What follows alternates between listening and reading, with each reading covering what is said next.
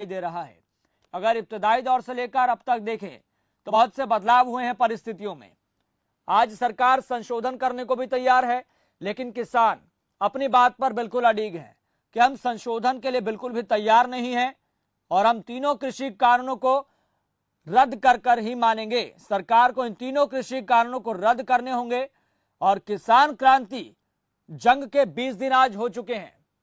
तो आपको बता दें, इस मसले पर ज्यादा जानकारी के साथ हमारे संवाददाता मेरठ से जुड़ गए हैं। आपसे जानना चाहें नरेंद्र की यहाँ पर धर्मेंद्र जिस तरीके से यहाँ पर स्थिति देखने को मिल रही है, आज 20वां दिन हो चुका है, तो किसानों की अगली रणनीति यहाँ पर क्या दिखाई देती है? देखिए यस, मैं आपको बता दूं कि जिस प्रकार से आंदोलन को आज 20वां दिन है,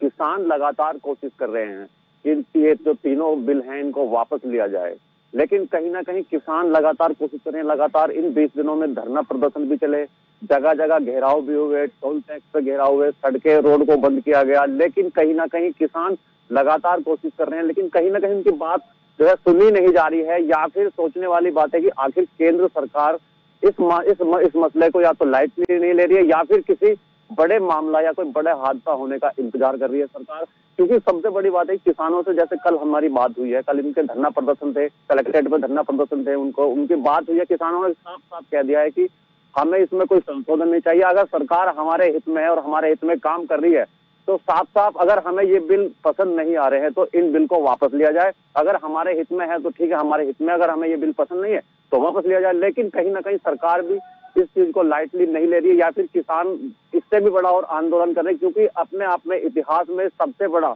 आंदोलन माना जा रहा है अब की बार, क्योंकि लगातार 20 दिन हो गए हैं और 20 दिन में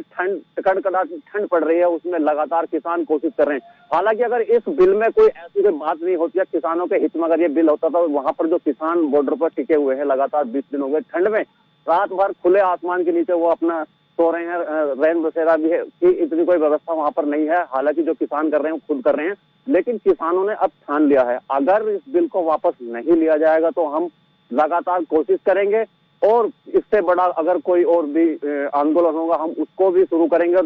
जिस प्रकार से लगातार हर जिले से जो किसान यहाँ पर मौजूद हैं, किसान आ रहे हैं और लगातार संख्या वहाँ पर बढ़ती जा रही है। यार सबसे बड़ी सोचने वाली बात है, लगातार ठंड का जो प्रकोप है बढ़ता जा रहा हो, सरकार अपनी बात पर अड़िग क्यों ना हो, तो वहीं पर किसान नेता भी समय समय पर सरकार को अल्टीमेटम दे रहे हैं, चेतावनी दे रहे हैं कि हम भी अपनी बात पर अड़िग हैं,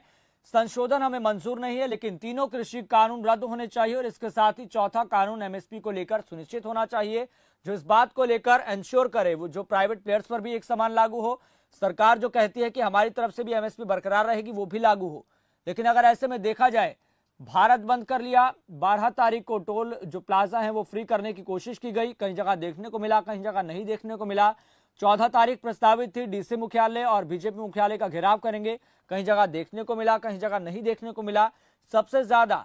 इस अभियान का जो असर है, इस आंदोलन का जो असर है पंजाब हरियाणा में देखने को मिला। लेकिन अब आगे क्या, सबसे बड़ा यहाँ पर यह सवाल है। बिल्कुल यस, आपने सही कहा। जिस प्रकार से आंदोलन उत्तर प्रदेश में हालांकि कम था, पंजाब हरियाणा में ज्यादा था, लेकिन किसान भी यही चाहते हैं कि आखिर इन बिलों को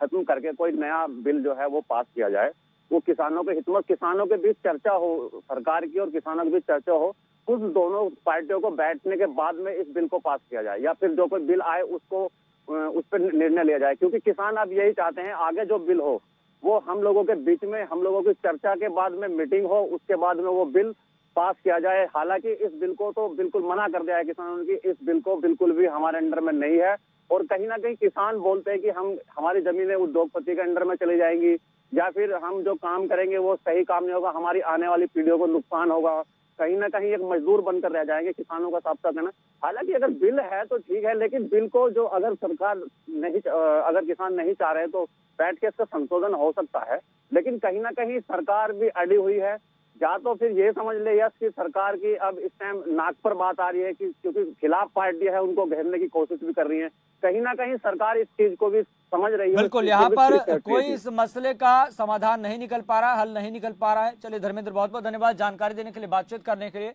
दोबारा से आपको सीधा ले चलते हैं बहादुरगढ़, जहां से हमारे संवाददाता ललित कुमार बने हुए हैं। ललित कुमार, आप